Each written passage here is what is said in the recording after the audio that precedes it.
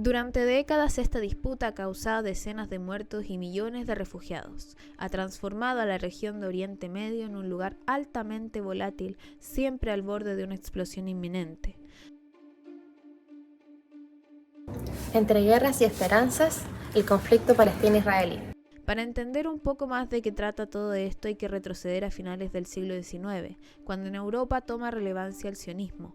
La finalidad de este movimiento nacionalista era la creación de un Estado para todos aquellos judíos del mundo, situando un lugar para aquellos que habían vivido por muchos años persecuciones y exilio.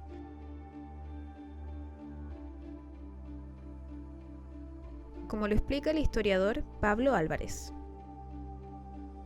La condición de sospecha, de discriminación, evidentemente tiene su paroxismo, o sea, como el momento más fuerte, más grande, con el nazismo.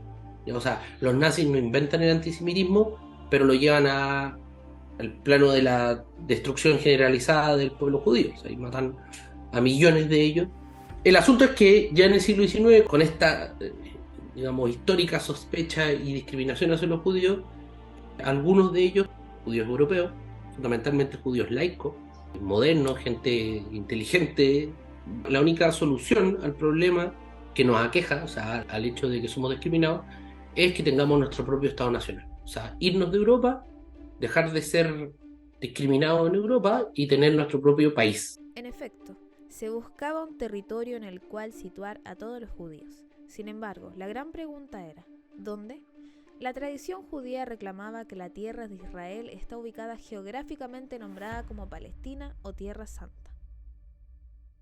Y las Naciones Unidas decide, digamos, hacer un plan de partición, partir el territorio para una parte para árabes, otra parte para judíos, pero era un plan de partición evidentemente absurdo en el sentido de que partir un territorio tan pequeño en dos poblaciones que además coexistían de hace mucho tiempo, pero estaban completamente integradas en el territorio, o sea, partir el territorio era iluso. Y eso crea las condiciones para un conflicto que se ha eternizado.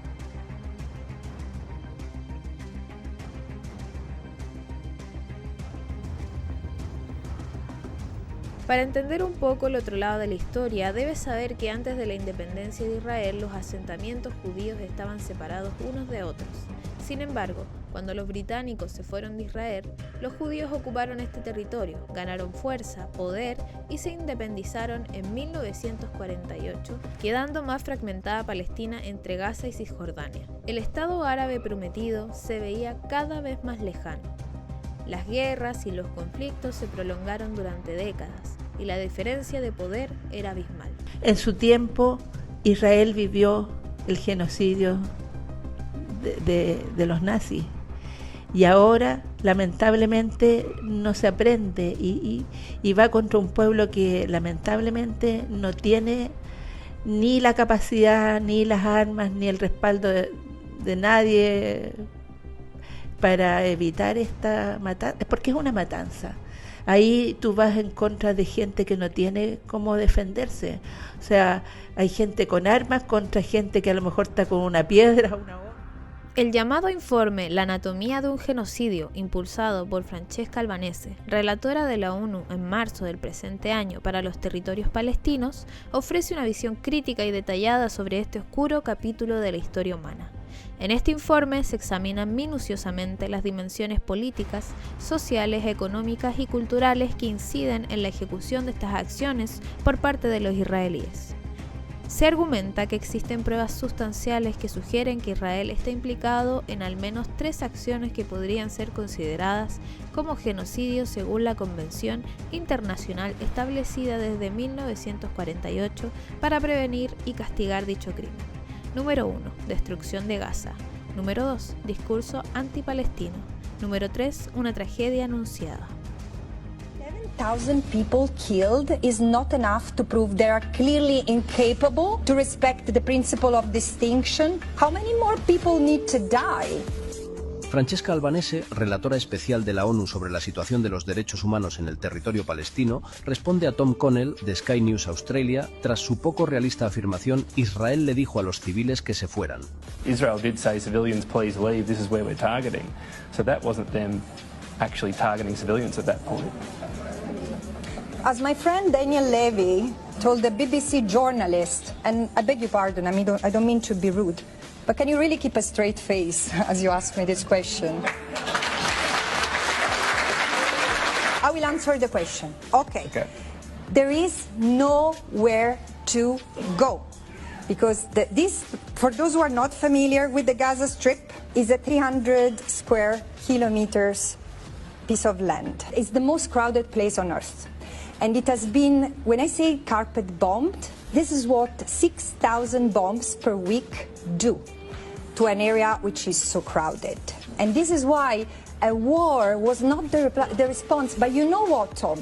We already knew, because this is the sixth war that Israel has waged against Gaza. There was one in 2008, 2009, 2012, 2014, 2021, 2022.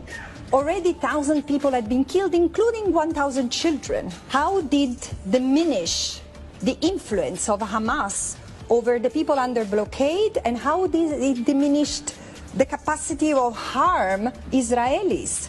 Palestinians have been left with nowhere to go, and all the more, all humanitarian actors involved or having a word to say on this have said that an evacuation order imposing to 1.1 million the obligation to flee is absurd. It's unlawful. The thing is that the Gaza Strip has become the kingdom of Hamas, also thanks to the unilateral blockade that Israel has imposed over the Gaza Strip for 16 years, forcing 2.2 million people to live under Hamas.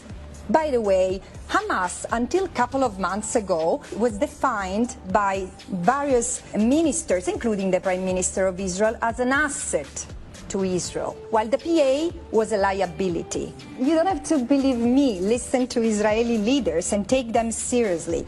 So, yeah, what is being done is wrong. But let's even imagine that there was a right to wage a war against this part of the territory under belligerent occupation. There are still rules, distinction. You cannot target civilians under military attack.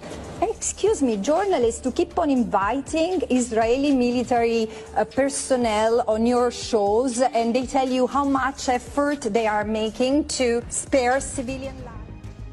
Pero entonces, ¿qué opinan los judíos y palestinos residentes en Chile sobre estas declaraciones?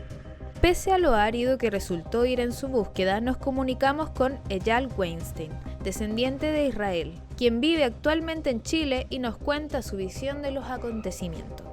Han sabido convivir mutuamente, tanto judíos como musulmanes, sin problemas. De hecho, hay una gran cantidad, un gran porcentaje del pueblo de Israel que son musulmanes.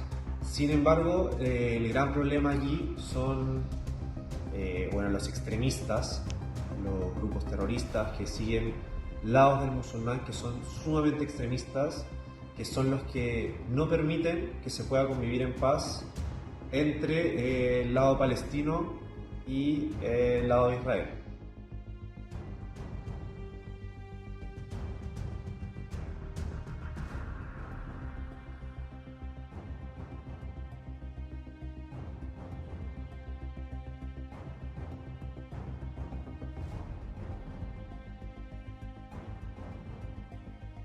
Tras ardua investigación encontramos a un habitante de la ciudad de La Calera, vocero de la comunidad palestina, Cristian Chaguán, de Sangre y Raíces Palestinas. En el día a día, más allá de este conflicto que estamos viviendo desde el 7 de octubre del año pasado, anterior a eso, tú vives cercado por muros. Tienes que pasar por checkpoint para moverte de una ciudad a otra, donde a una micro urbana te suben militares con tremendas metralletas y te pueden registrar cuantas veces quieran. Nosotros lo hemos vivido, mucha gente que ha ido, ha pasado muchos. Te preguntan de todo, te revisan por todas partes. Va un chileno allá con un apellido árabe, y con ascendencia palestina y lo pasa mal.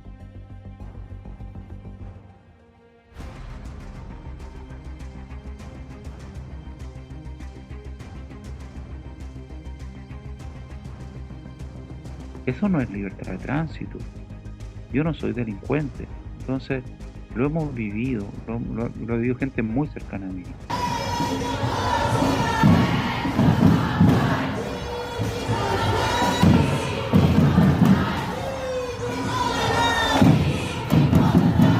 Y logramos desplegar con la ayuda de muchos jóvenes una bandera grandota que permitía ser vista de muchos kilómetros a la distancia. Con el solo objetivo de mostrar, aquí estamos vivos, y por favor que el mundo entienda que queremos paz.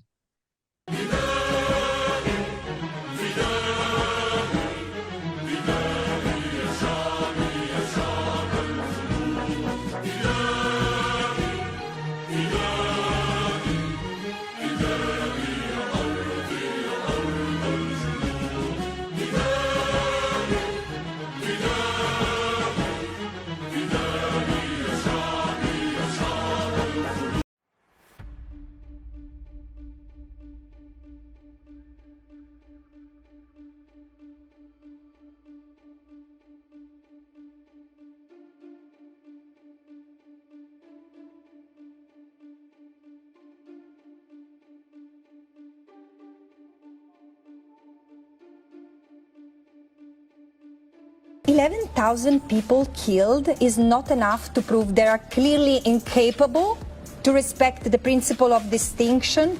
How many more people need to die